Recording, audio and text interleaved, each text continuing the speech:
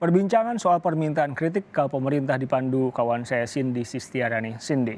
Baik, terima kasih Riko. Dan saudara, terkait permintaan Presiden Joko Widodo agar masyarakat lebih aktif memberi kritik kepada pemerintah, kita akan bahas lebih lengkap bersama sejumlah narasumber Kompas Petang hari ini. Sudah bergabung bersama kami dosen komunikasi Universitas Indonesia Adi Armando, staf ahli Menkominfo nanti akan bergabung bersama kita Henry Subiakto, dan Ketua Bidang Kampanye dan Jaringan YLBHI Arief Yogiawan, serta anggota DPR fraksi Partai Demokrat Herman Khairon. Selamat sore Bapak-bapak.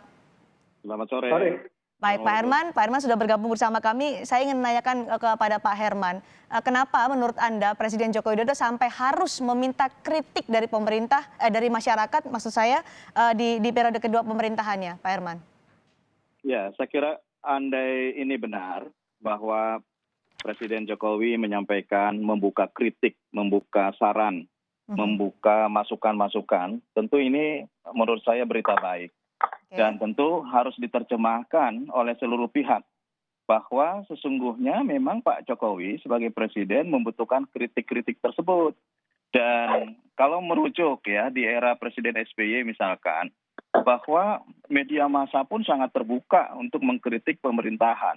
Nah oleh karenanya jangan sampai kemudian pada sisi lain untuk menarik simpati dengan statement kritik, tetapi ada gerakan lain ataupun ada perlakuan lain dari aparat yang lain gitu ya. Sehingga ini harus sinkron, dan saya kira kalau Pak Jokowi sudah membuka seperti ini semestinya juga nanti ada instruksi bahwa kritik ini adalah untuk kebaikan bangsa dan negara. Dan tentunya kritik itu tidak boleh hoax, tidak boleh kritik yang asal-asalan, yang tentu tidak ada dasarnya. Dan bagi kami di DPR juga sudah biasa mengkritik, yang tentunya bahwa didasarkan pada legal standing yang benar. Ya, Pak Herman, tadi Anda mengawali pernyataan Anda dengan andai ini benar. Apakah Anda meragukan keseriusan Presiden Jokowi untuk minta kritik kepada masyarakat? Ya, selama bahwa ini belum menjadi instruksi Presiden kepada aparaturnya, ini kan seringkali banyak masyarakat yang mengkritik. Tadi disampaikan oleh Pak Mardani misalkan, bahwa buzzer-buzzer ini juga kemudian sangat reaktif. Ketika kemudian ada yang nyenggol Pak Jokowi gitu, kritiknya sebetulnya bagus, membangun, tetapi kemudian dihantam dengan berbagai balasan yang tentu menakutkan gitu ya. Dan yang paling penting juga bahwa membuka kritik ini juga harus instruksional kepada seluruh aparaturnya. Jangan kemudian kita mengkritik, dianggap salah, menyalahi undang-undang ITE, lantas kemudian kita menjadi bermasalah dengan persoalan hukum gitu. Jadi jangan sampai nanti presidennya sudah siap untuk dikritik, tapi aparaturnya tidak siap menurut Anda ya? Ya tentu ada batasan-batasannya ya, tentu ada batasan-batasannya. Karena kritik juga tidak bisa hantam kromo. Kemudian kritik malah menjatuhkan nama baik misalkan. Menurut saya kritik dalam koridor tertentu semestinya dimaklumi oleh seluruh pihak. Oke, Pak Henry, bisa Anda jawab soal itu karena dikaitkan kalau kritik iya boleh, tapi jangan sampai ini berhantaman atau bertabrakan dengan undang-undang ITE yang dianggap banyak memakan korban dalam tanda kutip. Sebenarnya kalau kita mau fair, Presiden itu tidak hanya dikritik selama ini. Selama ini juga dikecam, kadangkala juga diejek, kadangkala juga dilecehkan. Itu banyak sekali kan. Kalau di media sosial kan hal yang sudah lama itu terjadi gitu kan. Nah, kalau kita bicara mengenai kritik itu memang dibutuhkan dan tidak ada yang alergi kritik. Karena kritik itu memang akan menciptakan pemerintahan yang lebih hati-hati, pemerintahnya menjadi lebih dewasa dalam artian bijak gitu ya, lebih bijak. Kemudian juga menjadi lebih cerdas. Karena kalau membuat kebijakan tidak ada kritik, itu juga nanti kalau keliru juga tidak tahu. Tapi ketika dikritik, ada pendapat-pendapat yang katakanlah mencoba untuk memberikan saran-saran, memberikan katakanlah ingin meluruskan. Itu kan hal-hal yang baik. Artinya kritik itu sebenarnya sesuatu yang memang sudah terbiasa dalam artian begitu ya. Nah, ini Presiden ingin menekankan kembali bahwa kalau selama ini seringkali ada orang-orang mengatakan pemerintah sekarang nggak boleh dikritik, salah. Maka Presiden mengatakan kritik aja sekarang, silahkan dikritik. Karena memang sebenarnya sudah banyak, sudah terjadi itu kritik. Yang dilarang itu adalah satu, adalah menuduhkan sesuatu pada beliau. Misalnya nuduh korupsi, nuduh hal-hal yang tidak dilakukan oleh beliau. Nah itu beliau dalam Undang-Undang ITE pasal 27 ayat 3 punya hak untuk mengadukan, delik aduan kan, mengadukan, itu pun tidak pernah diadukan oleh Presiden. Presiden kan dituduh macam-macam, dituduh antek Cina, dituduh macam-macam, itu pun tidak diadukan. Artinya Undang-Undang ITE itu berlaku untuk semua warga negara, termasuk Presiden. Ya, cuma selama ini saya melihat Presiden secara pribadi ya, itu belum, atau saya belum pernah melihat beliau mengadukan suatu kasus yang karena delik aduan, maka Presidennya mengadukan itu belum. Itu Secara pribadi ya. Secara pribadi ya. Oke, secara pribadi. Nah, tapi kalau misalnya di warganet ketika membaca pernyataan Presiden Joko Widodo minta dikritik, kemudian warganet menyatakan iya kami mengkritik, tapi nanti terjerat Undang-Undang ITE, bertabrakan dengan Undang-Undang ITE. Ketakutan ini jawaban Anda apa, Pak Henry? Ya, memang selama ini kadangkala di lapangan itu ada yang katakanlah menginterpretasi secara kurang tepat terhadap Undang-Undang ITE. Karena Undang-Undang ITE itu sebenarnya kan sangat spesifik. Yang dilarang Undang-Undang ITE itu satu tadi, yaitu menyerang kehormatan seseorang dengan cara menuduhkan suatu hal. Tuduhannya itu kemudian di-share atau didistribusikan atau ditransmisikan lewat informasi elektronik atau transaksi elektronik, itu yang dilarang.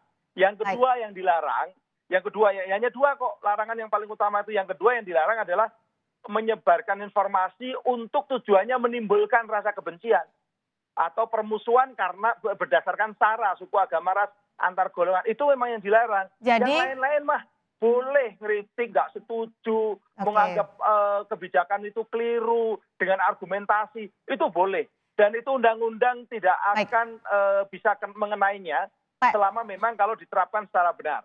Baik, Pak Henry, artinya mereka yang selama ini dijerat oleh Undang-Undang ITE, menurut Anda adalah mereka yang tidak mengkritik tapi menghina, mencaci maki, provokasi? Anda menekankan soal itu, menegaskan soal itu? Iya, artinya kalau mengkritik hanya sekedar tidak setuju, sangat tidak setuju, bahkan mungkin membenci terhadap kebijakan, itu boleh.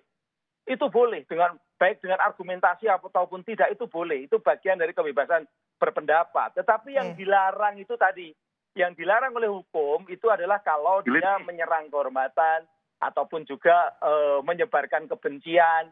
Nah, menyebarkan kebencian ini atau permusuhan itu bisa orang terkena kalau kebenciannya itu terhadap orang atau kelompok tertentu, dasarnya suku, agama, dan antar golongan. Antar golongan ini termasuk antar golongan pendukung, antar golongan politik. Itu yang kadangkala itu dikenakan di pasal 28 ayat 2 itu. Oke, baik. Saya akan ke Mas Arief Yogyawan, Ketua Bidang Kampanye dan Jaringan YLBHI terkait dengan pernyataan Presiden Joko Widodo yang meminta lebih banyak kritik dari masyarakat kepada pemerintah. Mas Arief, tadi disebutkan oleh Pak Henry bahwa ini serius dilakukan oleh Presiden dan kritiknya adalah kritik, betul-betul kritik kepada kebijakan, tidak ujaran kebencian, tidak menuduh dan juga mencaci maki. Tanggapan Anda? Baik, terima kasih Mbak.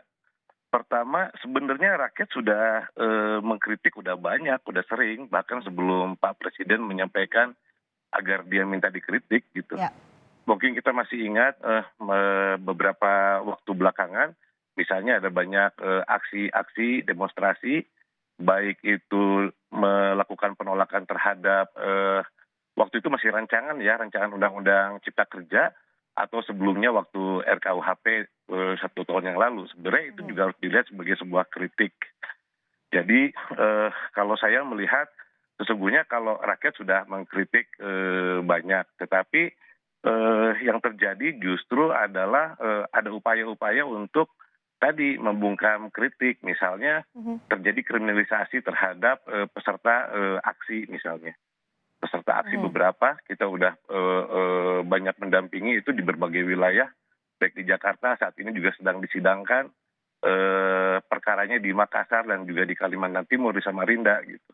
Nah itu satu hal. Mhm. Nah, itu satu. Yang kedua, kalau buat saya terbuka dengan kritik bagus, tapi harusnya disampaikan di awal, tidak sekarang gitu. Kalau sekarang kesannya sangat terlambat sekali. Mhm. Yang kedua, kalau bicara kritik, tadi dibilang bahwa kritik itu sebagai sebuah apa namanya dukungan yang membangun lah terhadap pemerintah.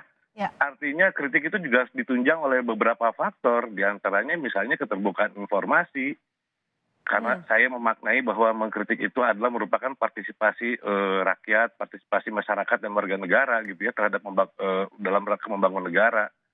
Nah, akan tetapi juga kemudian kalau bicara partisipasi, supaya partisipasinya berada pada level yang baik gitu, maka kemudian dia membutuhkan informasi yang memadai. Masalahnya sekarang juga akses informasi menjadi tabir. Betul ada undang-undang keterbukaan informasi, tetapi pada faktanya kemudian informasi itu menjadi sulit juga untuk diperoleh oleh masyarakat, oleh warga. Jadi kalau buat saya sebenarnya kalau mau membuka ruang kritik gitu, yang pertama mari kita maknai kritik itu sebagai partisipasi.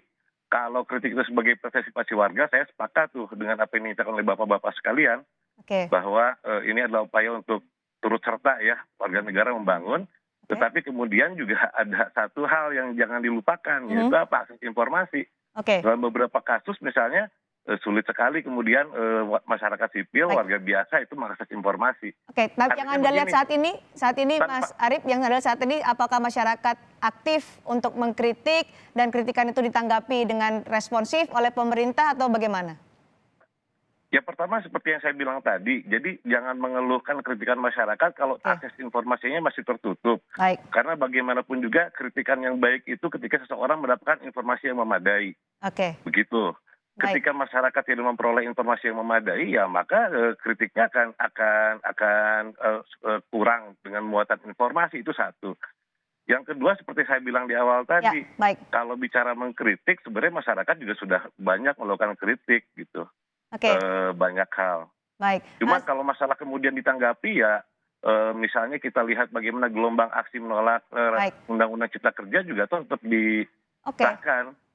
Baik, saya ke Bang Ade Armando. Dari pernyataan Presiden ini, Bang Ade, menurut Anda, apakah ada keseriusan Presiden untuk dikritik atau justru sebaliknya masih ada kekhawatiran juga dibenturkan dengan Undang-Undang ITE? Saya terdengar nggak suaranya? Terdengar, silakan, Oke. Bang Ade. Iya, jadi memang bukan hanya sudah lama masyarakat mengkritik, tapi memang sudah lama Presiden Jokowi sendiri adalah bersedia menerima kritik secara sangat terbuka ya. Saya rasa tidak ada keraguan sedikit pun kita mengenai niat Pak Jokowi untuk mengizinkan kritik datang terhadap dirinya dan pemerintahannya. Ya, Jokowi itu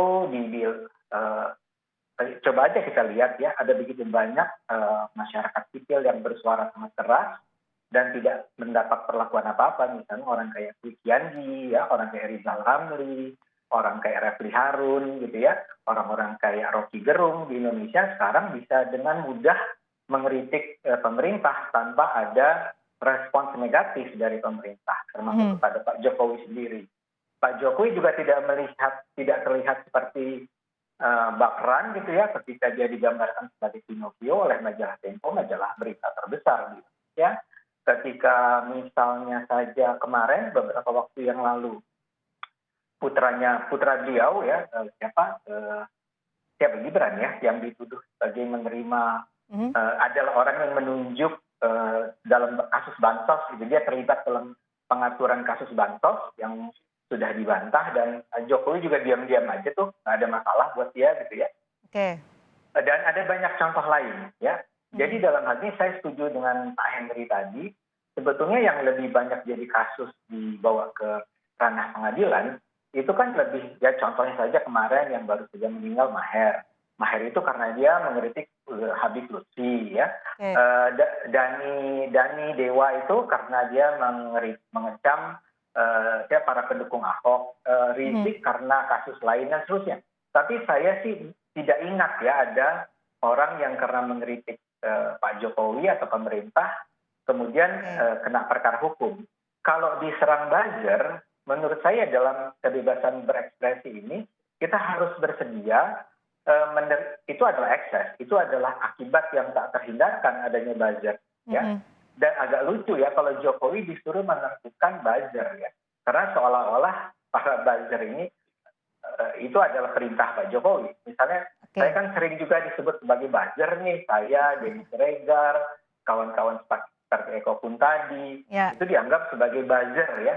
Ya kok buzzer, memang kita dibayar oleh pemerintah untuk mendukung pemerintah melawan misalnya Rizik Sihab misalnya. Kan bukan. Jadi buzzer itu adalah bagian dari masyarakat sipil, pasti ada yang dibayar, tapi banyak juga yang memang karena ideologi kan. Nah itu harus, jadi saya ingin katakan bahwa buzzer itu adalah ya bagian yang sah saja dalam demokrasi. Ya, dia bukan negara, dia adalah orang-orang sipil yang berbicara membela barangkali pihak yang dianggap sebagai benar gitu ya. Oke, Bung Adi. Jadi ini merdeka banget sekarang ini. Baik, benarkah buzzer harus ditertibkan? Nanti akan kami bahas selepas jeda di Kompas Petang. Tetap bersama kami.